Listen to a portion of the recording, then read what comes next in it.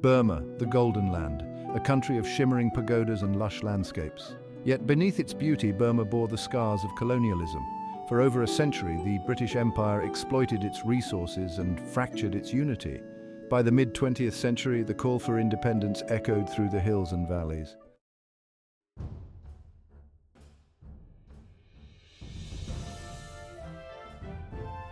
From the ashes of World War II, Burma emerged, battered but not broken. The year 1948 marked the end of British rule and the birth of a new nation. The euphoria of independence was short-lived. Ethnic tensions simmered, economic disparity widened, and political instability loomed. The assassination of Aung San deepened the sense of uncertainty. Amidst the turmoil, the allure of stability and order grew stronger.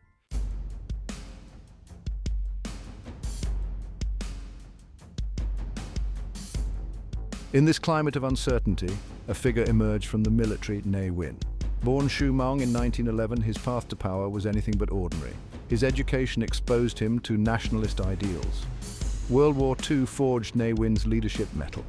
His role in the Burma Independence Army cemented his image as a nationalist. As Burma teetered on the brink, Ne Win's moment was about to arrive.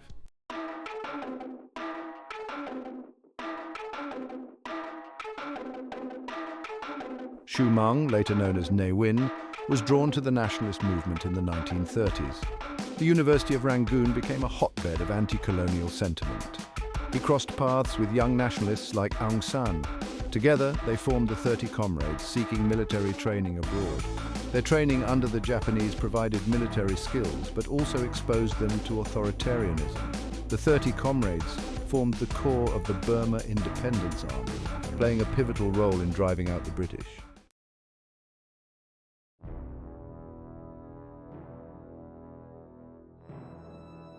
World War II served as a crucible for Ne Win, tempering his resolve and ambition. His experiences on the battlefield shaped his worldview, instilling a belief in military might. The BIA's collaboration with the Japanese and later the Allies presented opportunities and controversies. Ne Win's wartime experiences honed his leadership skills. Differences with Aung San emerged, with Ne Win favoring a firmer hand. The seeds of ambition began to take root, setting the stage for his ascent to power.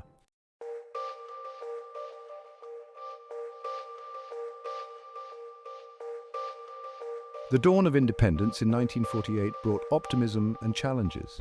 Aung San's assassination plunged the nation into uncertainty. U Nu assumed leadership, committed to democratic principles. Ne Win's influence within the military grew during this turbulent period. In 1958, U Nu invited Ne Win to form a caretaker government. This marked Ne Win's first foray into political power.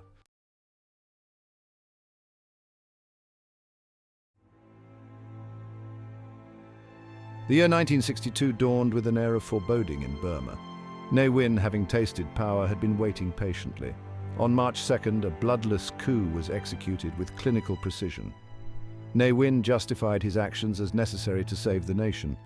Democracy, he argued, was a luxury Burma could not afford. Ne Win ushered in an era of military rule that would last for over 2 decades.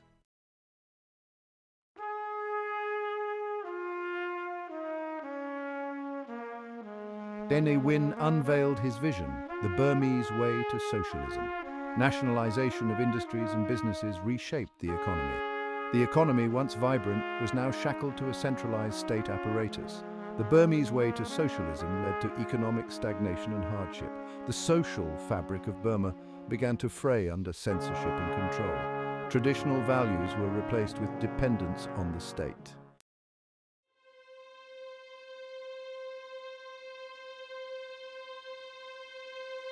Ne Win isolated Burma from the outside world. Foreign investment and trade links were severed.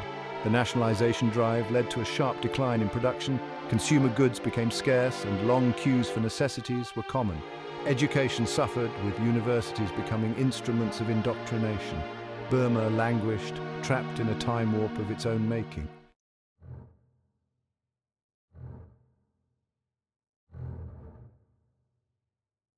Ne Win's regime tightened its grip on power, silencing opposition. State surveillance infiltrated every aspect of life, freedom of speech was extinguished, and media became government propaganda Writers and intellectuals faced persecution. Arbitrary arrests and torture became commonplace. Fear cast a long shadow over daily life.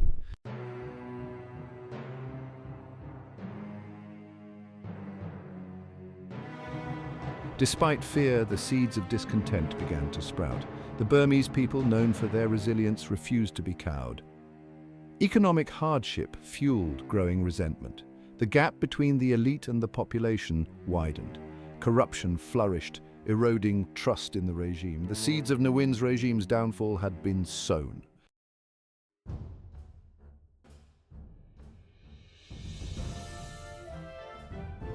The year 1988 arrived in Burma like a smouldering ember, its heat hidden beneath a surface of forced calm. The Burmese way to socialism, intended to be a beacon of progress, had instead led the nation down a path of economic ruin and social despair. Decades of brutal repression had silenced dissent, but it had failed to extinguish the flame of hope that flickered in the hearts of the Burmese people. In a stunning display of courage and compassion, Buddhist monks, revered figures in Burmese society, took to the streets, their saffron robes a beacon of defiance against the oppressive regime. The monks, their moral authority unquestioned, provided a focal point for the growing discontent. Their peaceful protests, a stark contrast to the brutality of Ne Win's regime. The spark that ignited the flames of protest came in August of 1988, when the government, in a move widely seen as a desperate attempt to curb inflation, demonetized a significant portion of the Burmese currency. This ill-conceived policy wiped out the savings of millions of ordinary citizens, pushing them further into poverty and despair. The monks, witnessing the suffering of their people, could no longer remain silent. From the ancient city of Mandalay to the bustling streets of Rangoon, the Saffron Revolution, as it came to be known, spread like wildfire. Students, workers, and ordinary citizens, inspired by the monks' courage, joined the protests, their voices rising in unison to demand an end to oppression and a return to democracy. The regime, caught off guard by the scale and intensity of the protests, found itself facing an unprecedented challenge to its authority.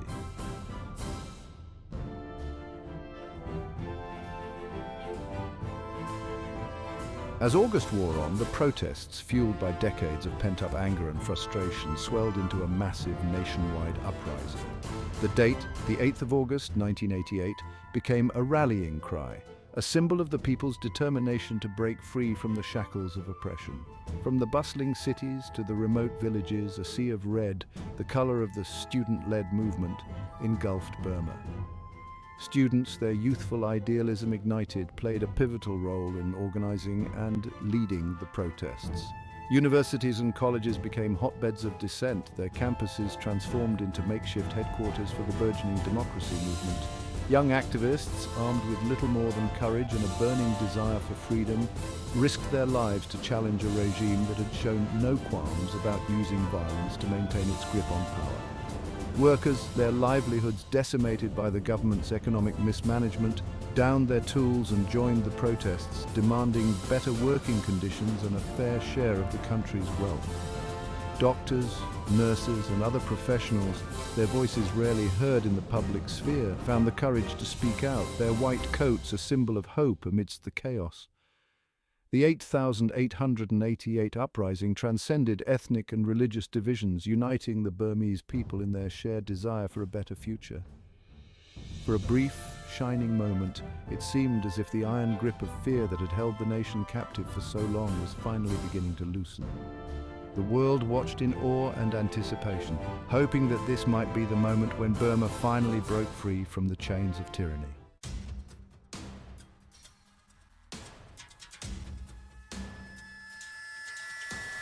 Section 3, Brutality Unleashed, the regime's bloody crackdown. The Ne Win regime, shaken to its core by the scale and intensity of the uprising, responded with a brutality that shocked the world.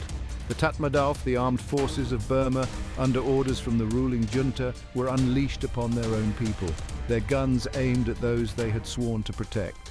The streets of Burma, once vibrant with the spirit of protest, were transformed into battlegrounds, stained with the blood of innocents. Soldiers opened fire on unarmed protesters, their bullets tearing through the crowds, leaving a trail of death and despair in their wake. Hospitals, overwhelmed with the wounded and dying, became scenes of unimaginable suffering. Doctors and nurses, working tirelessly to save lives, were threatened and intimidated by the military. The regime, determined to crush the uprising at any cost, imposed martial law, effectively placing the entire country under military rule. Curfews were enforced with an iron fist, and anyone caught outside their homes after dark risked being shot on sight. The streets of Burma's cities and towns fell silent, the joyous chants of protest replaced by the ominous sound of military vehicles patrolling the empty streets. Thousands of protesters, many of them students and young activists, were rounded up and arrested, their only crime their belief in a better future for their country. Prisons, already overcrowded, were filled to capacity, their cells overflowing with political prisoners. Torture, both physical and psychological, became commonplace, a tool used by the regime to break the spirit of those who dared to challenge its authority.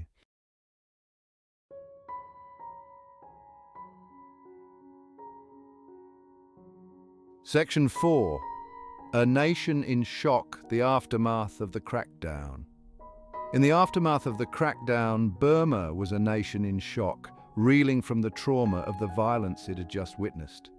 The streets, once teeming with life, were eerily quiet, patrolled by soldiers who viewed their own people with suspicion and hostility. The air, thick with fear and uncertainty, carried the stench of death and the shattered dreams of a generation.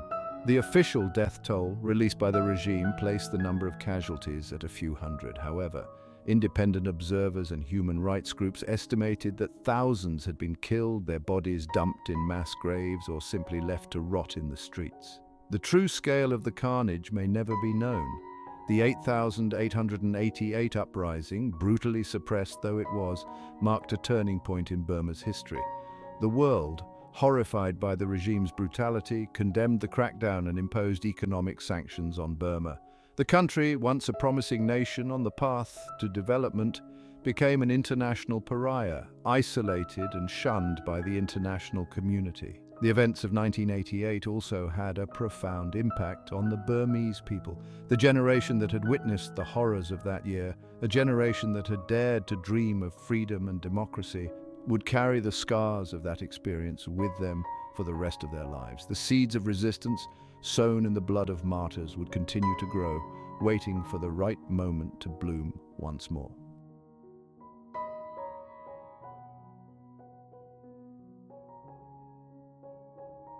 Section 1. A quiet exit. The dragon retreats from the stage. The year 1988 had shaken Ne Win's regime to its core. The 8,888 uprising, a nationwide outpouring of anger and frustration, had revealed the fragility of his iron grip on power. The world had watched in horror as his soldiers had gunned down unarmed protesters, their brutality forever staining the legacy of the Burmese way to socialism. Isolated, reviled, and facing mounting pressure from both within and outside Burma, the dragon, it seemed, had finally been wounded. On July 23, 1988, Ne Win, in a move that surprised many, announced his resignation as chairman of the Burma Socialist Program Party. His speech, delivered in a flat, unemotional tone, offered little in the way of explanation or remorse for the bloodshed that had engulfed the country. He acknowledged the people's desire for change, but warned against chaos and anarchy, hinting at the possibility of further violence if his authority was challenged. His departure, however, did little to quell the unrest. Protests continued, demanding an end to military rule and a transition to democracy.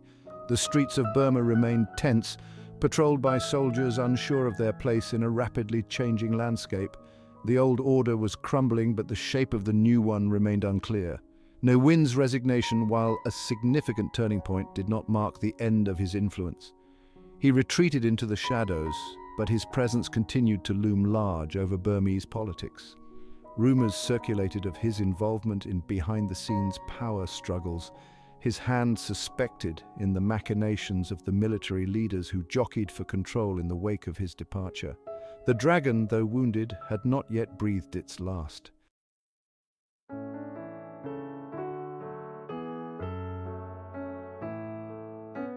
In the power vacuum left by Ne Win's resignation, the State Law and Order Restoration Council, or SLORC, seized control. Led by General Saw Maung, the SLORC imposed martial law, cracked down on dissent, and closed Burma's borders. The hope for democracy, kindled during the 8,888 uprising, seemed to fade. Amidst the darkness, Aung San Suu Kyi's name was whispered in hope. She returned to Burma in 1988 to care for her ailing mother.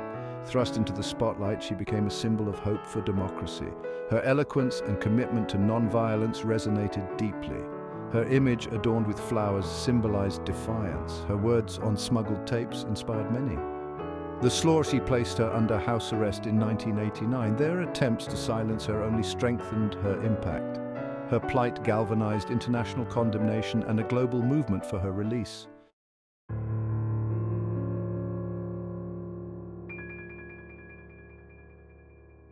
Section 3. The General's Shadow Life Under House Arrest. Ne Win's shadow continued to loom large over Burma even as he retreated further from public life. He lived a secluded existence, confined to his heavily guarded compound in Rangoon. His movements restricted, his contact with the outside world tightly controlled by the military junta that had ostensibly replaced him. Rumors swirled about his health, his mental state, and his continued influence over the generals who now ruled Burma. Despite his seclusion, Ne Win remained a figure of fascination and fear. Those who had suffered under his rule whispered tales of his ruthlessness, his paranoia, and his obsession with astrology and numerology. Some believed that he continued to pull the strings of power from behind the scenes, advising the SLORC and shaping their decisions. The SLORC, eager to distance themselves from the excesses of the Ne Win era, tried to downplay his influence, portraying themselves as reformers intent on guiding Burma towards a more democratic future. However, their actions, the continued repression, the silencing of dissent, the refusal to engage in meaningful dialogue with the opposition belied their words. Ne Win, for his part, remained silent, his thoughts and motivations as inscrutable as ever. He granted few interviews, and those he did provided little insight into the man behind the myth. He seemed content to observe the unfolding events from a distance, a sphinx-like figure shrouded in mystery, his legacy a complex tapestry of power, brutality, and unintended consequences.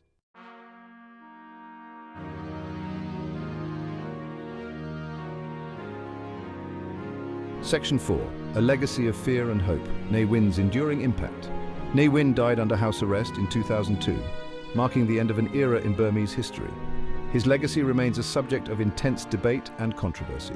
Was he a patriot or a tyrant who left Burma isolated and impoverished? The answer is complex and multifaceted. His regime was brutal, with thousands imprisoned, tortured, and killed.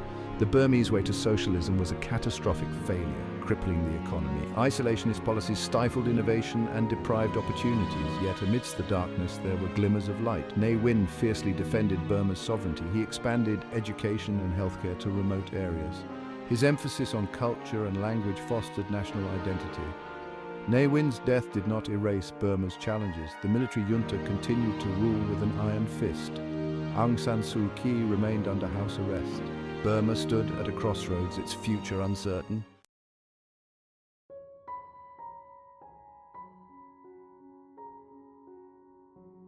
Section 1. The Spectre of the Dragon. Ne Win's legacy hangs over Burma like a persistent monsoon cloud, casting a shadow long after the man himself retreated from the world stage. He left behind a nation grappling with the ghosts of his making, a shattered economy, a society riven by fear and mistrust, and a political system choked by decades of authoritarian rule. The echoes of his footsteps still reverberate through the corridors of power, a stark reminder of the fragility of democracy and the seductive allure of control. The Burmese way to socialism, his grand experiment in national self-reliance, lies in ruins, a cautionary tale of ideological hubris and economic mismanagement.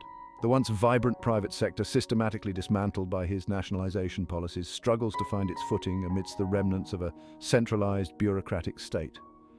The education system, once the envy of Southeast Asia, remains shackled to outdated curricula and stifled by a culture of fear and conformity, its potential stifled by the ghosts of censorship and control. Despite the efforts of subsequent regimes to distance themselves from his legacy, Ne Win's influence lingers. The military, the institution he carefully molded into an instrument of his will, remains a dominant force in Burmese society, its tentacles reaching deep into the country's political, economic and social fabric. The generals who succeeded him, though perhaps less charismatic or ideologically driven, inherited a system designed to protect their power and privilege, a system resistant to change and accountable only to itself. Yet even in the face of such daunting challenges, the spirit of the Burmese people remains unbroken. The same resilience that fueled the struggle for independence, the same courage that ignited the flames of protest in 1988 continues to burn brightly.